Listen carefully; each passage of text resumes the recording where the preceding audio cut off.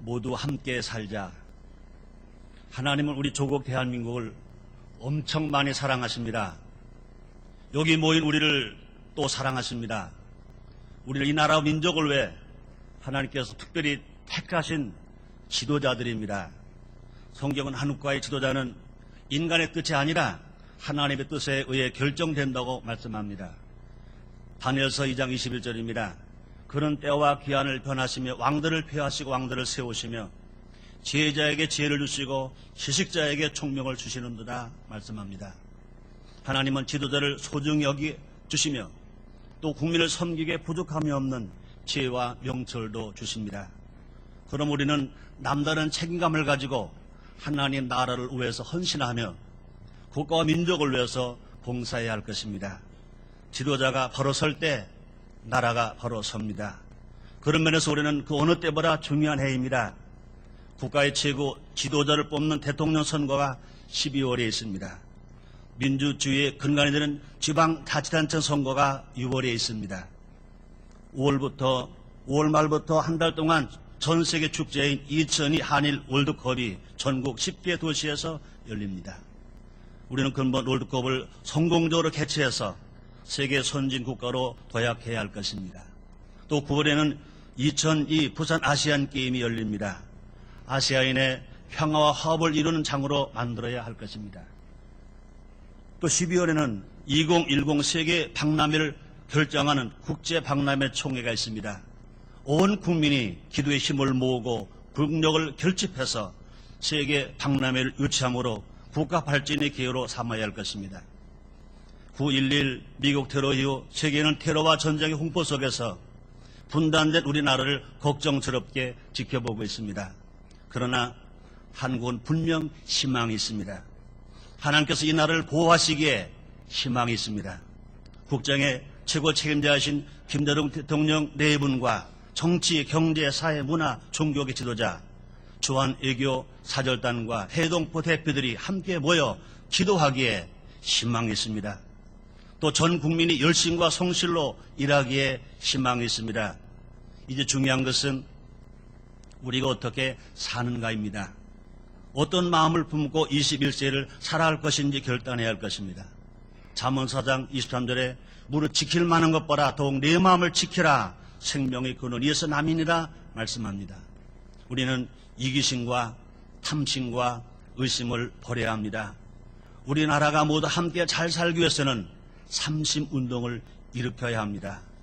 우리 모두 하나님의 뜻에 합한 삼심을 품고 하나 되어 한국 역사의 새 지평을 여십시다. 첫째로 신앙심이 회복되어야 합니다. 국가의 운명을 결정하는 것은 경제력 중요합니다. 군사력 중요합니다. 그러나 그것만 아닌 것입니다. 그 나라와 민족의 신앙심에 달려 있습니다. 특히 지도자들의 믿음이 중요합니다. 한 나라의 지도자가 하나님 앞에 바로 서면 하나님 그 나라를 바로 세워주십니다. 하나님께서는 출애굽 역사를 통해 이러한 진리를 가르쳐 주십니다. 세상의 기준으로 볼 때 애굽은 당시 최강의 국가였습니다. 바로왕의 손에는 이 땅의 모든 권력이 있었습니다. 누구도 바로왕과 애굽을 대적할 수가 없었습니다. 그런데 놀랍게도 아무것도 없는 히브리 노예들이 강대국의 힘을 꺾고 약속의 땅으로 돌아갔습니다. 히브리 노예들이 출애굽할 수 있었던 것은 하나님께 붙들린 지도자 모세가 있었기 때문입니다. 모세는 지팡이에는 가진 것 없는 80먹은 노인에 불과했지만 그는 하나님과 함께 했습니다.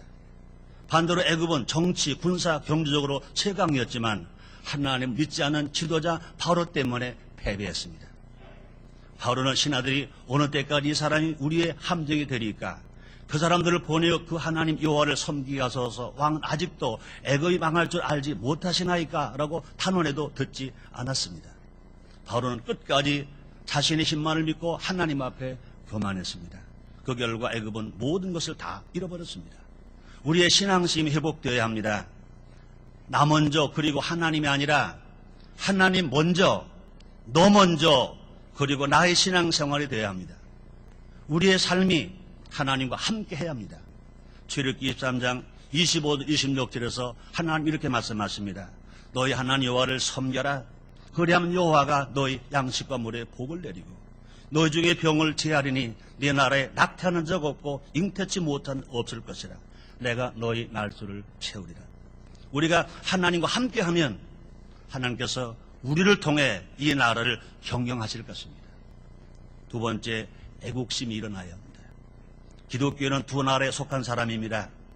예수를 믿고 영접해서 천국 나라에 속한 자이자 예수 믿을 수 있는 기회와 여건이 주어진 조국 나라에 속한 자입니다.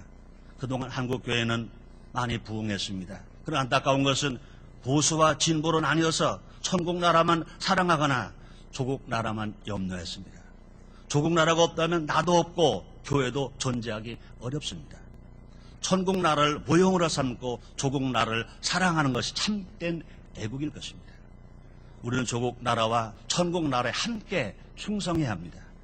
예수는 우리에게 개인이나 단체 이익보다 나를 먼저 생각하기를 원하십니다. 마태복음 6장 33절입니다. 너희는 먼저 그의 나라와 그를 구하라. 그리하면 이 모든 것을 너에게 더하시리라. 우리가 예수님의 제자라면 예수님처럼 나를 위해 울어야 합니다. 예수님은 예루살렘의 멸망을 내다보시고 우셨습니다. 당시 예루살렘은 어떤 곳이었습니까? 며칠만 있으면 예수를 십자가에 못 박아 죽이려는 사람들로 가득 찬 곳이었습니다. 하나님의 집인 성전을 장사하는 곳으로 바꿔서 자기 사리사욕에만 챙기는 것이었습니다. 권세와 물질에 눈이 멀어서 하나님을 속이고 백성을 억압하는 것이었습니다. 내 자리, 내 당, 내가 속한 집단이 이기주의에 빠져서 국익은 안중에도 없는 것이었습니다. 그럼에도 불구하고 예수님은 예루살렘을 사랑하셔서 우셨습니다. 지도자라고 자본 우리는 과연 어떻습니까? 저는 지금도 기억에 생생한 노래 한 구절을 기억합니다.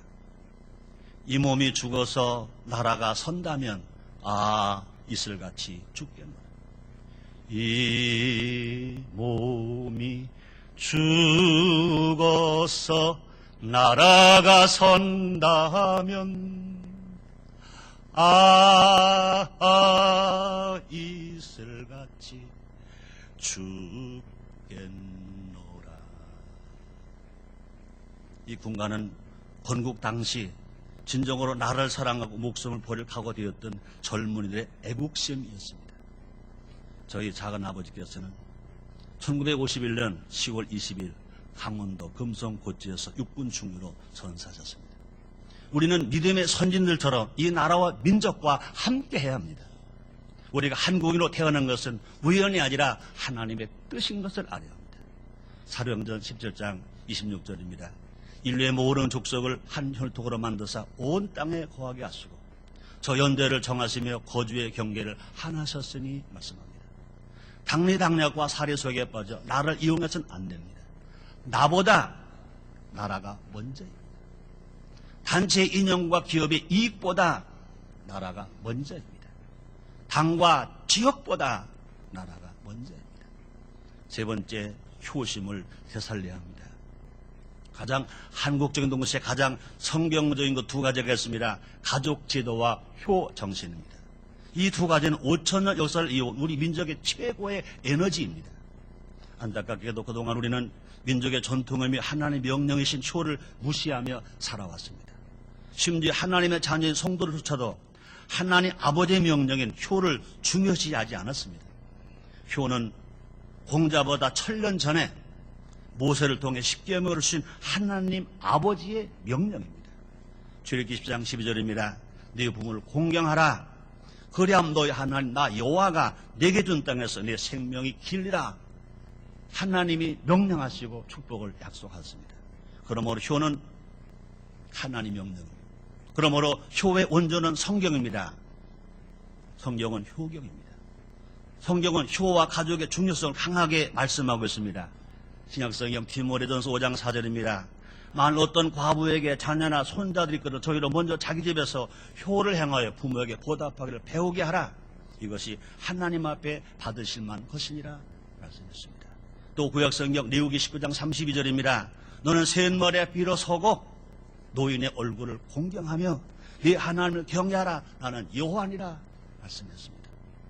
또 디모데전서 5장 8절입니다. 누구든지 자기 친족 특히 자기 가족을 돌아보지 아니하면 믿음을 배반한 자여 불신자보다 더 악한 자니라 말씀했습니다.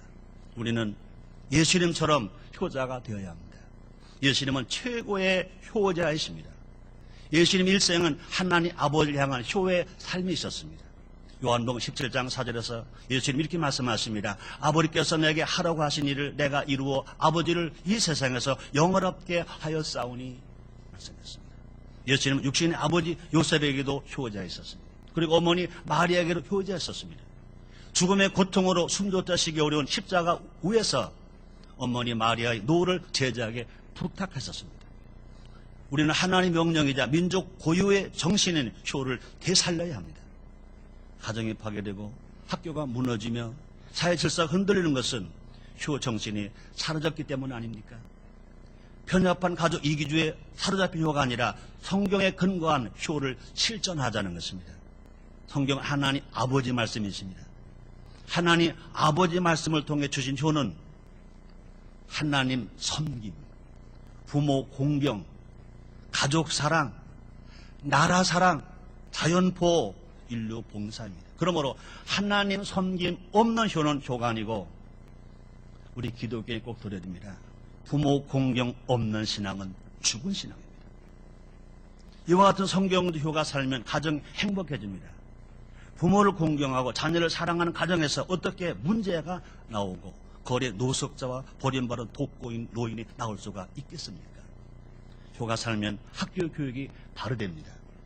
효가 살면 사회 질서가 바로 섭니다. 효가 살면 경제도 살 수 있습니다. 가족뿐 아닙니다. 자연환경이 깨끗해질 수 있습니다. 효자는 성실하게 일합니다. 절대로 사치하지 않습니다. 낭비하지 않습니다. 방탕하지 않습니다. 하고 폭행하지 않습니다. 왕따시키지 않습니다. 결국 효가 살면 나라가 삽니다. 생명의 근원 되신 하나님 아버지께서는 효도하는 개인과 나라를 지키시고 보호하시겠다고 약속하셨습니다. 에베소서 6장 1절로 3절입니다. 자녀들아 너희 부모를 주안해서 순종하라. 이것이 옳으니라. 네 아버지와 어머니를 공경하라. 이것이 약속에는 첫 계명이니 이는 내가 잘 되고 땅에서 장수하리라 말씀하십니다.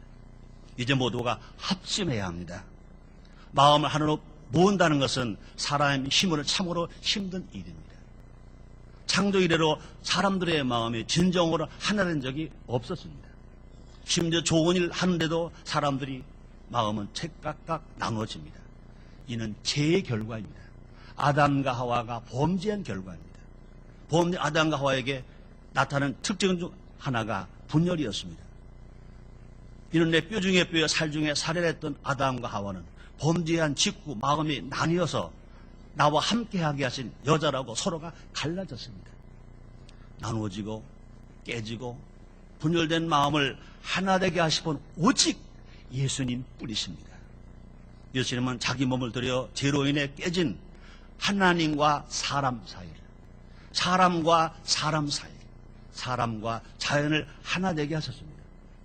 바울이 말합니다. 에베소 2장 14절로 16절입니다. 그는 우리의 화평이신지라 둘 하늘을 만드사 중간에 맡긴 담을 얻으시고 원수된 것 곧 의문에 속한 계명율법을 자기 육체로 폐하셨으니 이는 둘로 자기 안에서 한 세 사람을 지어 화평하게 하시고 또 십자가로 이 둘을 한 몸으로 하나님과 화목하게 하려 하심이라 말씀했습니다. 우리나라가 21세기를 주도하는 국가가 되려면 무엇보다 먼저 온 국민이 지도자들을 중심으로 해서 마음이 하나가 되어야 할 것입니다. 이 일에 예수 믿고 구원받는 지도자인 우리가 앞장서야 합니다. 하나님은 믿음의 지도자인 우리가 분열과 분단을 치유하고 하나 되는 일에 힘쓰기를 원하십니다. 에베소서 4장 3절입니다. 평안에 매는 줄로 성령에 하나 되게 하신 것 힘써 지키라 말씀하십니다. 이를 위해서는 계층 간, 지역 간, 세대 간의 갈등을 예수님의 사랑으로 치유해야 됩니다. 배운 자와 못 배운 자, 가진 자와 못 가진 자, 기성세대와 신세대, 부모와 자녀, 동과 서, 남과 북, 여와 야, 노와 사가 서로 인정하고 서로 양보해야 할 것입니다. 힘 있는 자가 힘 없는 자를 억압하고 마음대로 주장해서는 안 됩니다. 너 죽고 나 죽자는 식으로 극단적인 투쟁도 해서는 안 됩니다. 말만 하고 실천하지 않거나 섬김을 받는 자가 섬기는 자로 살지 않는 것은 잘못입니다. 성경은 두 사람이 한 사람보다 낫다고 했습니다. 전도서 4장 12절입니다. 한 사람의 패하겠거니와 두 사람이면 능히 당하나니 삼겹살은 쉽게 끊어지지 아니하느니라 말씀했습니다. 하나님이 가장 기뻐하시는 것은 형제가 연합하여 동거하는 것입니다. 가진 자는 교만하지 말고 없는 자를 무시하지 말며 최대한 양보하면서 나누고 베풀어야 합니다. 힘이 있어도 약한 자를 위해서 안 쓰는 절제가 필요합니다. 못 가진 자는 무조건 가진 자를 비판하지 말고 가진 자를 인정하고 서로 협력해서 함께 살아가야 합니다. 모두가 내가 먼저 희생하고 양보하며 섬기려고 해야 할 것입니다. 이것이 힘이 있으나 쓰지 아니하시고 정죄할 수 있으나 사랑하고 용서하신 예수님의 모습입니다. 이 자리에 모인 우리부터 예수님의 십자가 아래서 하나 되는 일에 앞장서야 할 것입니다. 우리가 변화되면 우리 민족이 변화됩니다. 이 모든 일은 범죄와 인간의 힘으로 되지 않습니다. 스가랴서 4장 6절입니다. 이는 힘으로 되지 아니하며 능으로 되지 아니하며 오직 나의 신으로 되느니라. 그러므로 불신자는 예수를 믿어야 되고 구원받은 성도는 성령 세례받고 성령 충만해야 할 것입니다. 그뿐 아닙니다. 말씀을 실천하며 살아야 합니다. 하나님 말씀대로 신앙심, 애국심, 효심을 회복하고 모두가 온 국민이 합심해야 합니다. 그럴 때 이 나라와 민족은 모두 함께 잘 살 수 있으며 애국가의 가사처럼 하나님이 보호하사 우리나라 만세의 은혜를 누리며 살 수 있습니다. 우리 모두 함께 잘 삽시다. 하나님이 우리 민족을 틀림없이 축복해 주십니다.